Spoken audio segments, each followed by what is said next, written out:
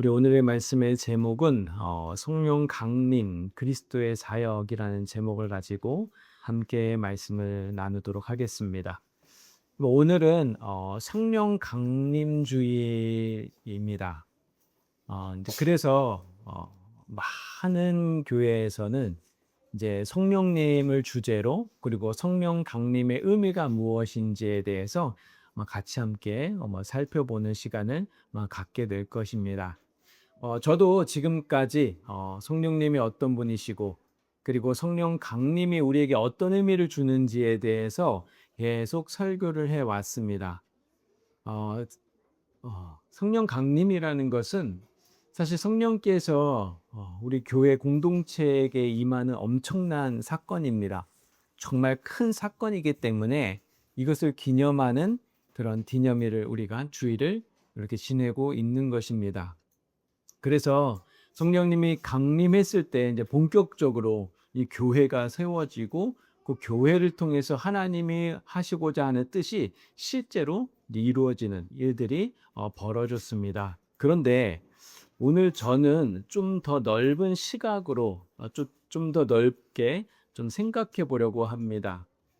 성령 강림은 여러분 단지 성령님만 일하시는 그런 사건은 아니에요.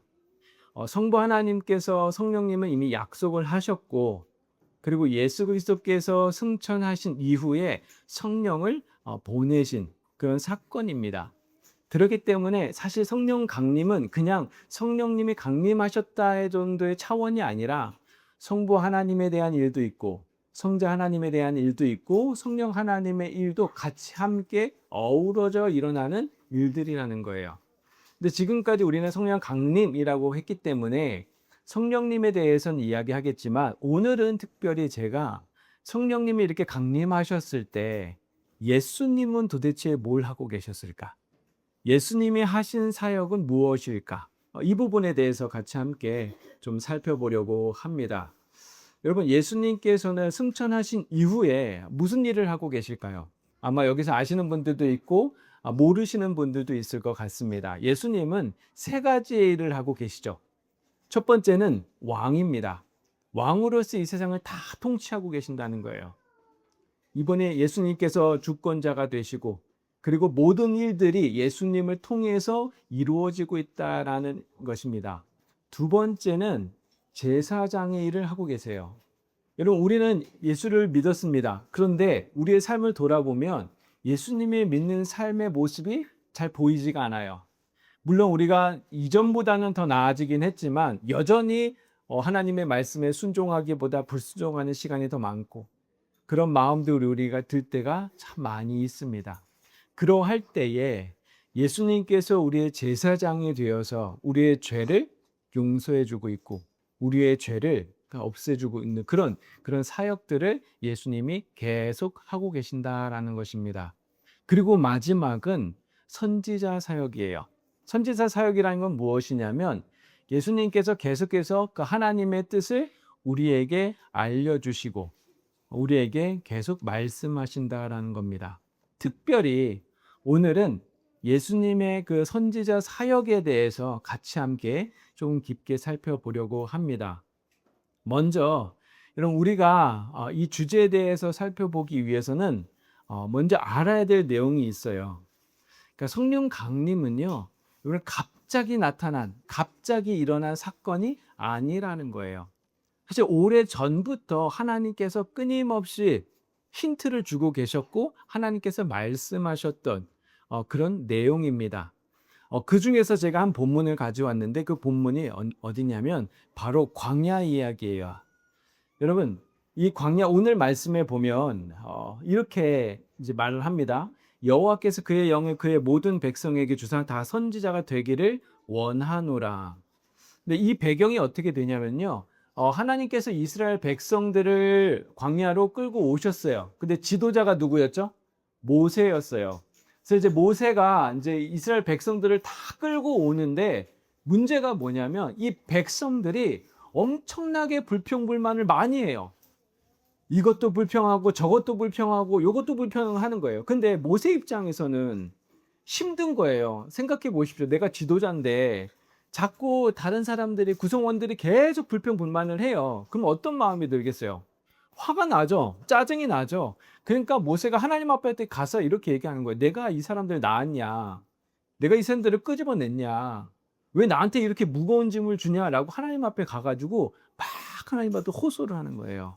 왜냐하면 자기 혼자 그 모든 것을 감당해야 되니까 그게 너무 힘들었던 겁니다. 그러니까 하나님께서 어떻게 하셨냐면 그러면 70명을 데리고 와라. 그러니까 지도자 할 만한 70명을 데리고 와가지고 데리고 와라. 그러면 이제 데리고 옵니다.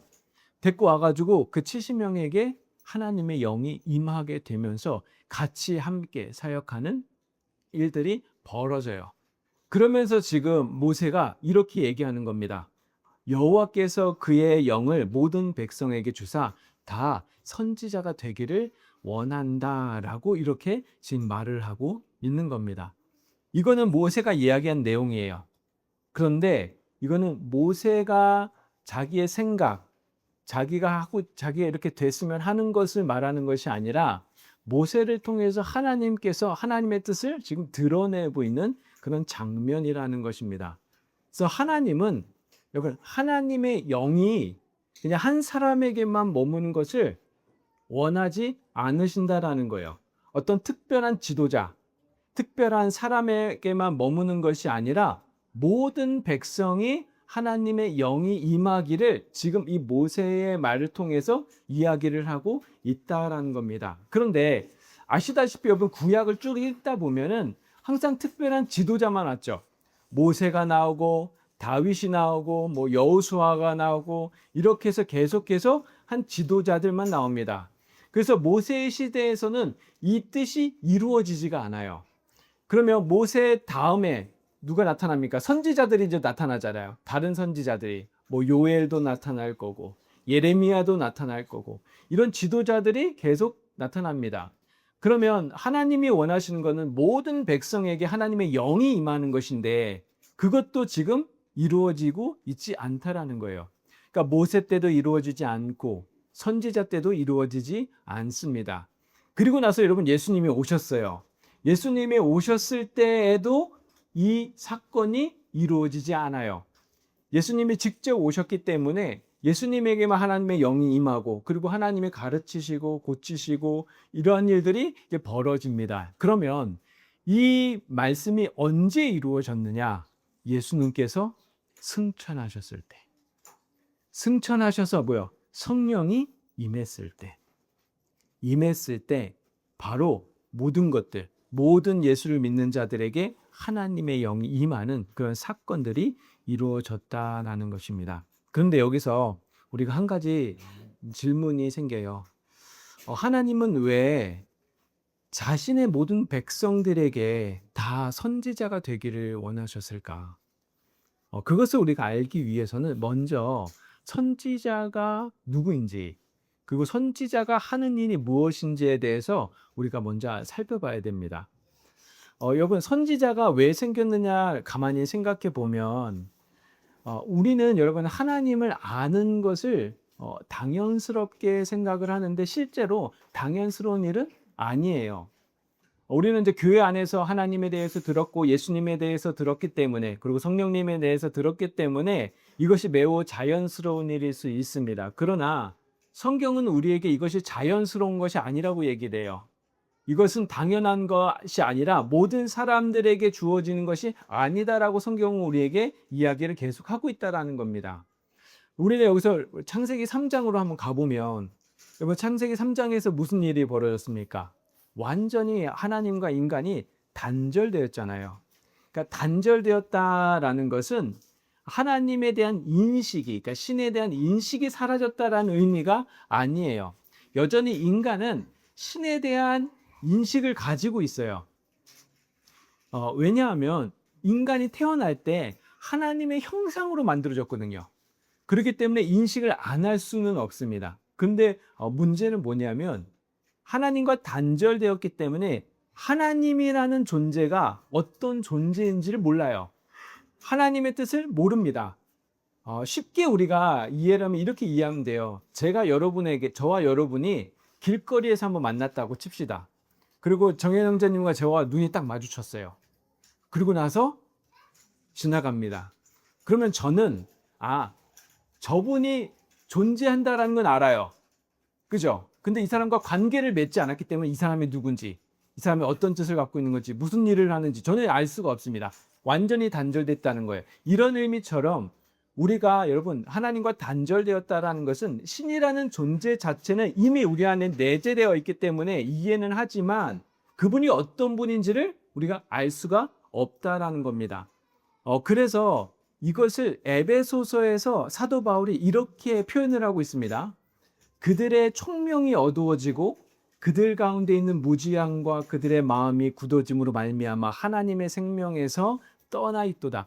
이게 총명이 어두워졌다라는 것은 뭐냐면 하나님에 대한 바른 판단을 할 수 없는 그런 판단을 할 수 없다라는 의미를 갖고 있습니다.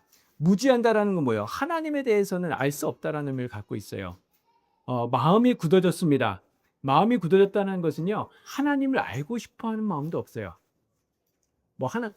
제가 우리 정영 형제님을 만났을 때 굳이 내가 저 사람을 알 필요가 없죠.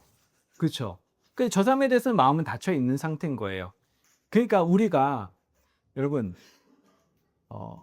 내가 하나님과 단절되어 있다라는 것은 하나님에 대해서 바르게 알지도 못하고 그리고 그에 대한 지식도 없고 그 사람에 대해서 알고 싶어하는 마음도 그런 마음이 없다는 것, 이것이 바로 하나님과 완전히 단절된 상태다라고 이야기를 하는 겁니다. 그런데 여전히 여러분 알겠지만 세상 사람들은 우리는 과거의 신화를 보면서 저 사람들은 신을 믿어 라고 하면서 그 신화야 라고 우리는 생각을 하지만 오늘날에도 여러분 동일하게 우리는 신을 생각해요. 그들처럼 신화를 생각하지 않죠. 그들은 여러분 바다를 보면서 제우스 신 이런 신들을 만들었잖아요. 근데 우리에게 오늘날의 신은 뭐냐면요, 돈이에요. 돈이 신입니다. 여러분 잘 생각해 보십시오. 여러분에게 이것만 있으면 내가 모든 것들을 할 수 있을 것 같아 라고 했을 때 이것은 여러분들에게 뭘까요? 그것이 신이에요. 이것만 있으면 내 삶이 완전히 풀릴 것 같아. 내 인생이 풀릴 것 같아. 내 삶이 완전 달라질 것 같아. 난 이것만 있으면 내가 모든 것들을 할 수 있어 라고 하는 이것이 무엇입니까? 그것이 여러분들에게는 신이라는 거예요. 오늘날에는 돈을 얘기합니다. 근데 이제 하나가 더 생겼죠. 뭡니까? AI가 생겼어요. AI가 발달하면 우리에게는 모든 것들을 다 해결할 수 있다 라고 얘기하는 것이 세상이 말하는 신입니다. 그러니까 결국에는 우리가 하지 못하는 것을 우리는 해내야 되거든요. 그래서 과거에는 여러분 바다나 태풍이나 그런 것들을 사람들이 해결할 수 없어서 그들의 능력으로는요. 그러니까 그것을 해결할 수 있는 뭔가가 필요했고 오늘날에도 우리가 필요한 것이 있는데 우리가 할 수가 없어요. 그런데 할 수 있는 뭔가가 우리 안에 나타났습니다. 그러면 그것이 우리에게 신이 되어진다라는 거예요. 근데 그것이 실제로는 신이 아니라는 겁니다. 왜곡됩니다. 신이라는 인식은 있고 신을 우리가 만들어내지만 결국에는 우리가 신이 어떠한 존재인지 모르기 때문에 그걸 왜곡하고 우리가 다른 방향으로 계속해서 우리가 만들어가고 있다라는 겁니다. 그래서 하나님께서 선지자를 세우신 거예요. 왜 세우셨습니까? 하나님이 누구시냐? 하나님의 뜻이 무엇이냐? 그러니까 선지자를 세운 것 자체가 사실 우리에게는 은혜거든요. 우리에게는 감사예요. 우리에게는 기쁨이 돼야 되는 거예요. 왜냐하면 선지자를 통해서 하나님을 바르게 알 수 있거든요. 신이 어떤 존재인지를, 신이 우리에게 무엇을 원하시는지, 우리에게 무엇을 했는지를 우리가 바르게 알 수 있다라는 거예요. 그래서 여러분 구약에서 읽어보시면 하나님은 선지자를 통해서 뭐예요? 하나님의 뜻을 계속 알려주는 거예요. 하나님이 어떤 분인지를 계속 지금 말씀을 하고 있다라는 것입니다. 그런데 이번 선지자가 하나님의 말씀을 전할 때 그냥 전하지 않아요. 항상 어떠한 표현을 하냐면 성경에서 영이 임하여 말씀을 전한다라는 표현을 합니다. 그래서 에스겔서에 제가 한 구절을 갖고 왔는데 에스겔서에 이렇게 얘기하겠습니다. 내가 내게 말씀하실 때 그 영이 내게 임하사 나를 일으켜 세우시기로 내가 그 말씀하시는 자의 소리를 들으니. 그러니까는 선지자에게 하나님이 하시는 그런 모습 중에 뭐가 있냐면 항상 임한다라는 말을 하고 있다라는 거예요. 그래서 선지자는요, 자기 생각을 말하는 사람이 아니에요.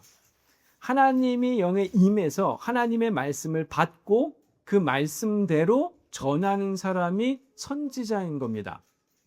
그래서 이렇게 표현을 합니다. 우리 신명기 18장이랑 예레미야 1장 9절에 보면 잘 보십시오. 내가 내 말을 그 입에 두리니 내가 그에게 명령하는 것을 그가 무리에게 다 말하리라. 입에게 둔다고 하잖아요. 그리고 명령하는 것을 그가 말하게끔 하는 거예요. 그래서 예레미야가 동일하게 그렇게 진행을 합니다. 여호와께서 그의 손을 내밀어 내 입에 대시며 여호와께서 내게 이르시되 보라 내 말을 내 입에 두었느니라 라는 것은 무슨 말이에요? 말씀하셨다라는 거예요. 그래서 내가 그렇게 전한다라는 거예요. 예레미야는 여러분들이 너무 잘 아는 선지자니까 하나님의 말씀을 전하는 사람이었어요. 그런데 예레미야가 전했던 말씀은요, 심판이에요. 멸망입니다. 그러면 여러분, 듣는 사람 입장, 이스라엘 백성들의 입장에서는 어떻겠어요? 듣기 싫겠죠. 그럼에도 불구하고 예레미야가 고통스러워하면서까지 말씀을 전해요. 제가 왜 이 말씀을 드리냐면 선지자는요, 저 백성이 그것을 잘 받을지 받지 않을지 그 기분이 어떤지 눈치를 보는 것이 아니라 그냥 말씀이 이렇게 얘기하셨기 때문에 그냥 전하는 사람이 되어지는 것이 선지자라는 겁니다. 그렇기 때문에 여러분, 목사가 말씀을 제대로 전하느냐 전하지 않느냐로 우리는 살펴보셔야 돼요. 그게 먼저인 거예요. 무조건이에요. 그런데 사실 많은 성도들이 그것을 잘 보지 않아요.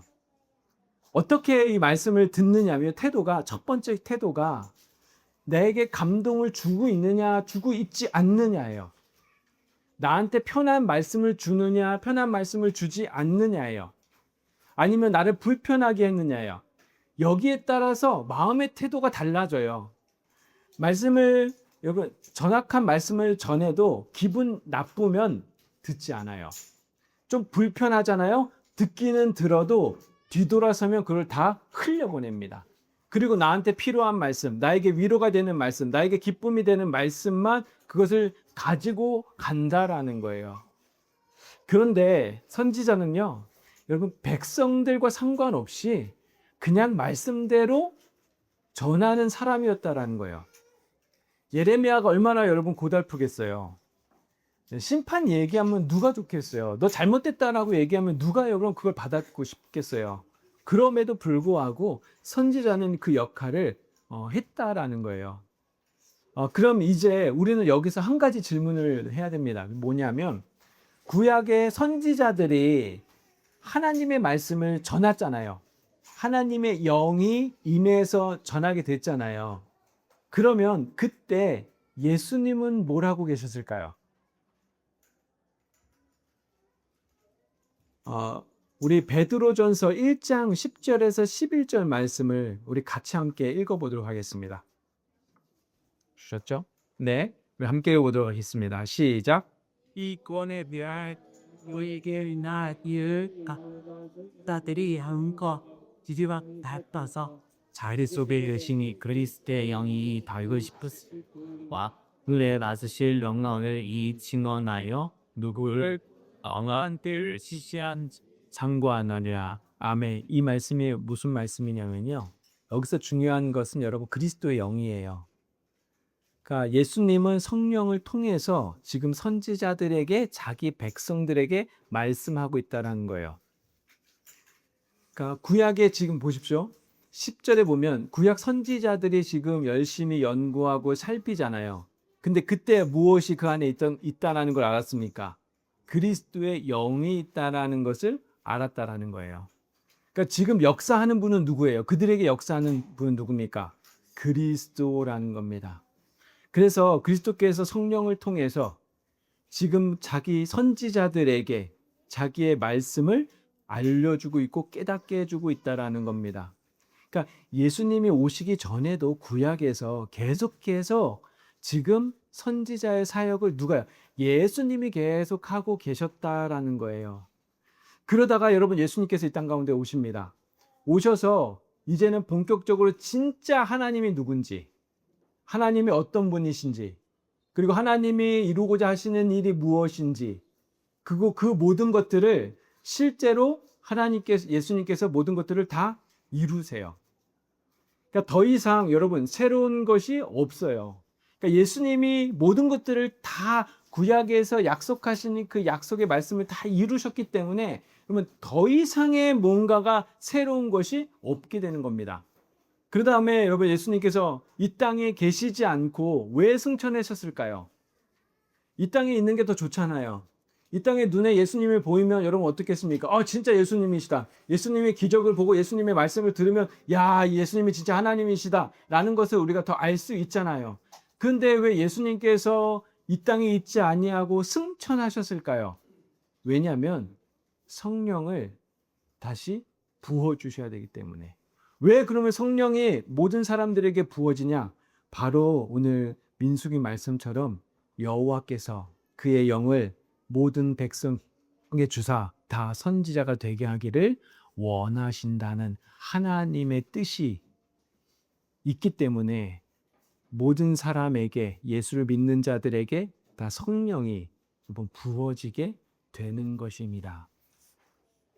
여러분 예수님께서 그렇기 때문에 여러분들이 예수 그리스도를 믿고 있다면, 여러분들이 예수님을 내가 진짜로 구주로 여러분들이 삼고 계신다면, 예수님이 나를 위해서 구원하셨다라는 것을 여러분들이 믿는다면 여러분들 안에는 무엇이 있습니까? 영이 있는 거예요. 이미 영이 내주하고 있는 겁니다. 그러면 내가 내주하고 있다라는 것은 이미 지금 하나님의 선지자로서, 그러니까 이거는 조금 구별할 필요가 있을 것 같아요.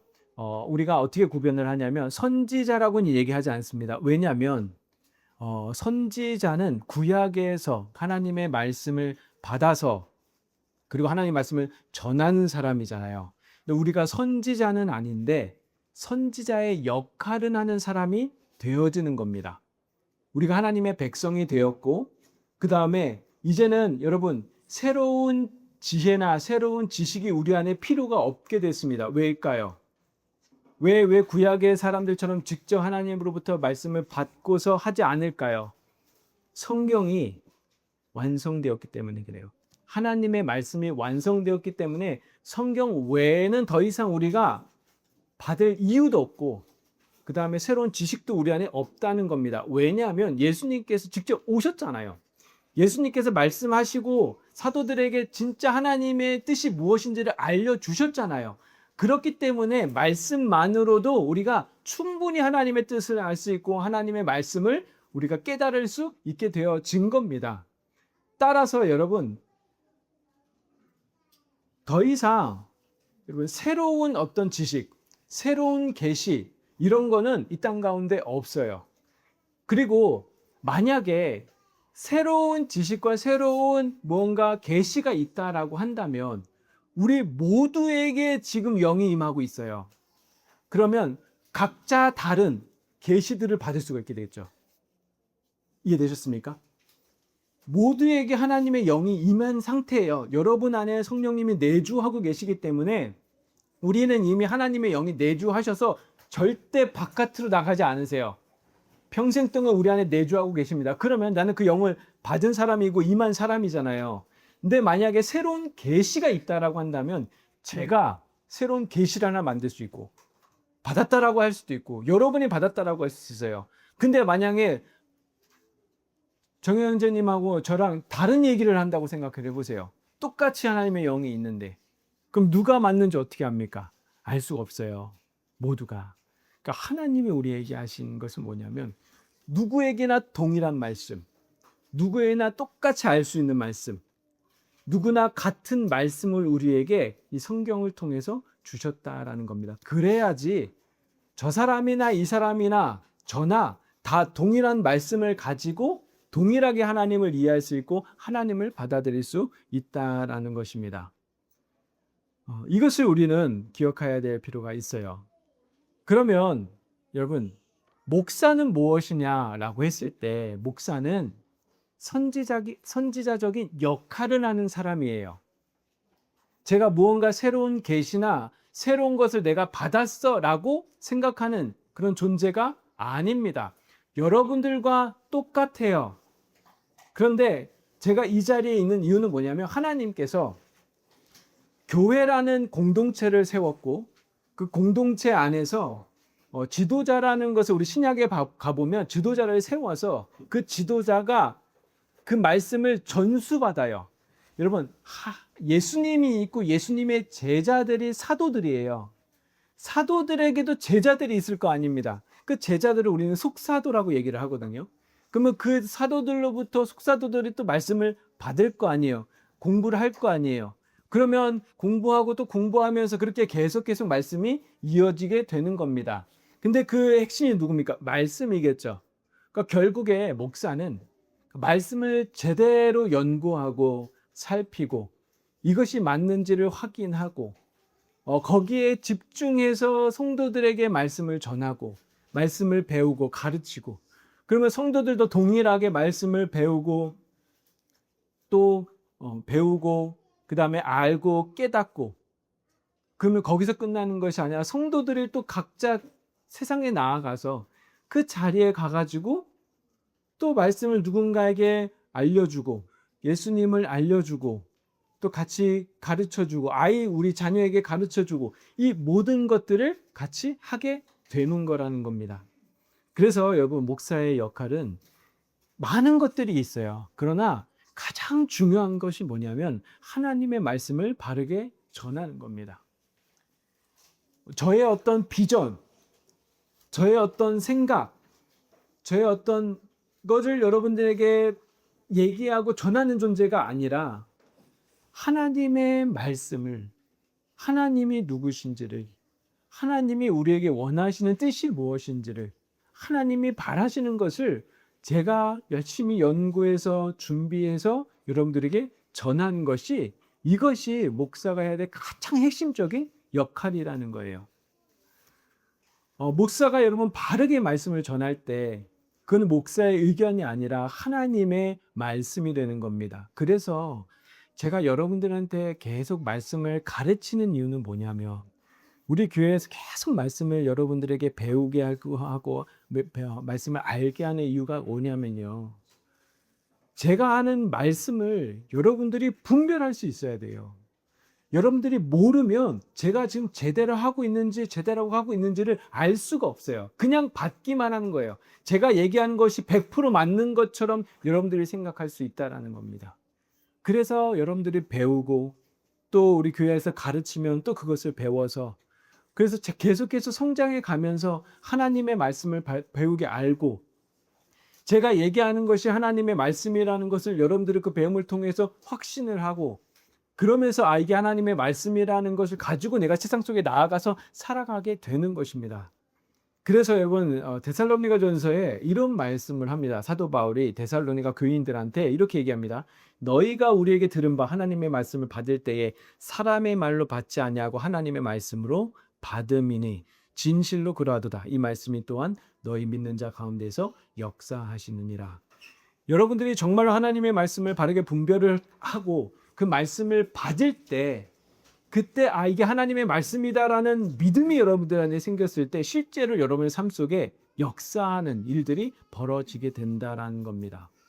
그래서 항상 제가 여러분들한테 말씀했던 것이 정말 그러한가를 생각해 보시라는 거예요. 제가 얘기하는 것들이 그냥 단순히 목사님이 이렇게 얘기하시는구나 라는 정도의 차원으로 보지 말고 정말 말씀이 그러한가, 정말 말씀이 이렇게 얘기하고 있는 거, 이렇게 얘기하는 것이 맞는가를 항상 여러분들이 살펴볼 수 있어야 된다라는 겁니다. 그래서 여러분 성도들이 말씀을 공부하고 배워야 된다는 거예요. 이것이 교회 안에서 이루어지는 선지자적인 그런 역할이고 사역이 되어진다라는 겁니다. 그러나 아까 말씀드렸듯이 목사만 여러분 선지자적인 사명을 갖고 있는 것이 아니에요. 모든 백성이 다 선지자가 되기를 원하시는 것이 하나님의 뜻입니다. 그죠? 그러면 여러분들의 있는 자리에서 그것이 그러니까 교회일 수도 있고 일터일 수도 있고 가정일 수도 있고 그냥 만나는 사람일 수도 있습니다. 그럴 때 여러분들이 예수님을 전할 때 선지자적인 역할을 여러분이 감당하고 있는 겁니다. 하나님의 말씀을 가르치고 있을 때 여러분들이 선지자적인 역할을 지금 잘 감당하고 있다라는 거예요. 여러분, 우리가 앞에서 제가 말씀드렸듯이 새로운 계시는 우리에게 없습니다. 그러니까 하나님이 나에게 말씀하셨다라고 말하면서 마치 자신만 특별하게 알고 있는 것처럼 말하는 것은 여러분 항상 조심해야 돼요. 그렇게 하나님께서 역사하지 않으셨고 그렇게 하나님께서 우리에게 말씀한 적이 없습니다. 그래서 여러분 구약의 말씀을 우리가 적용을 할 때 선지자가 있는데 그렇게 하나님의 말씀 받았구나. 그럼 지금도 이렇게 하나님께서 역사하시는구나 라고 생각하시면 안 된다는 겁니다. 왜요? 성경이 완성되었기 때문에 예수님이 오셔서 신약에서 완성하셨기 때문에 우리가 성경만으로도 충분히 넘치도록 하나님을 알아갈 수가 있다라는 거예요. 아시겠지만 여러분 66권의 내용도 우리가 잘 모르잖아요. 그죠? 어떤 말씀을 들어도 모릅니다. 여러분 평생 이 말씀을 내가 알고 깨달으려고 해도 내 힘으로 되지가 않아요. 로이드 조스 목사님이 로마서를 쓰는데 얼마나 걸렸다고 들으셨습니까? 이 한 권을 쓰시는데 풀어내시는데 십몇 년이 걸리셨어요. 그만큼 풍부하다는 겁니다. 죽을 때까지 해도 우리가 다 알 수 없는 것이 성경만으로도 충분하다는 것을 여러분들이 기억하시기를 바랍니다. 그래서 여러분 성령을 받은 사람들은 그리스도를 알고 그리스도를 믿고 그리스도를 전하는 사람이 될 수밖에 없어요. 그러니까 사도행전에 이렇게 얘기하는 겁니다. 오직 성령이 너에게 임하시며 너희가 권능을 받고서 무엇이 된다? 내 증인이 되어진다. 모두가 다 성령을 받았고 하나님의 영이 임해 있는 상태이기 때문에 다 하나님을 전하고 예수 그리스도를 전하고 하나님의 누구신지를 알려주고 하는 것들이 우리가 해야만 하는 그런 사명이라는 것. 그리스도인이라면 당연히 할 수밖에 없는 그런 사명이라는 것을 여러분들이 기억하시기를 바랍니다. 오늘 한 가지 여러분들에게 질문을 하고 마무리 좀 하려고 합니다. 여러분 예수 그리스도를 누군가에게 전하는 것이 여러분들에게 어떠한 마음으로 받아들여지십니까? 우리는 여러분 아주 교묘해서요. 이거를 피해가요. 어떤 분들은 예수 그리스도를 전할 때 이런 말을 합니다. 내 삶이 너무 못나서 예수 그리스도를 전하면 욕될까 봐 라고 도망가기도 하고 어떠한 사람들은 내가 예수님에 대해서 잘 모르기 때문에 전할 수가 없어 라고 말하는 사람들도 있고 어떠한 사람들은 내가 예수님을 직접 전하지 않아도 내 삶을 통해서 내가 보여줄 거야 라고 이야기하는 사람들도 있습니다. 그러나 여러분 선지자들이 그렇게 한 적이 없었어요. 예레미야도 모세도 여러분 사도 바울도 그의 삶을 보면 그렇게 우리가 생각하는 것처럼 그렇게 완전한 삶을 살고 있지 않습니다. 그럼에도 전했어요. 왜냐하면 그것을 전할 때 하나님이 역사하신다는 걸 믿었기 때문에 하나님이 일하실 거라는 그 믿음 때문에 그들이 그렇게 전했다는 사실을 여러분들이 기억하시면서 아직 여러분들이 전하지 못하는 분들이 있다면 그게 한 사람이든 두 사람이든 예수 그리스도를 한번이라도 저에 옮기시기를 바랍니다. 다만 그들이 믿고 믿지 않고는 하나님 소관이에요. 여러분들이 그거를 판단하지 마세요. 내가 이렇게 전하면 믿을까? 믿지 않을까? 내가 이런 상황인데 믿을까? 믿지 않을까가 우리가 봐야 될 입장은 아니고 그거는 하나님한테 맡기는 얘기. 우리는 전하는 사람으로서 살아가야 된다는 사실을 여러분들이 바라보시면서 예수님께서도 지금도 그렇게 우리에게 역사하고 계시고 우리에게 일하고 계신다라는 사실, 그리고 성령님을 통해서 우리에게 예수를 전하고자 하는 그런 마음이 있다는 것을 여러분들이 기억하시면서, 단순히 여러분 성령 강림이 성령님만의 일만 아니라 예수님도 지금도 같이 함께 일하고 계신다는 것을 여러분 기억하시면서, 그렇게 우리가 단 한 사람이라도 또 한 주 동안 또 전할 수 있는 그런 은혜가 있기를 진심으로 바랍니다.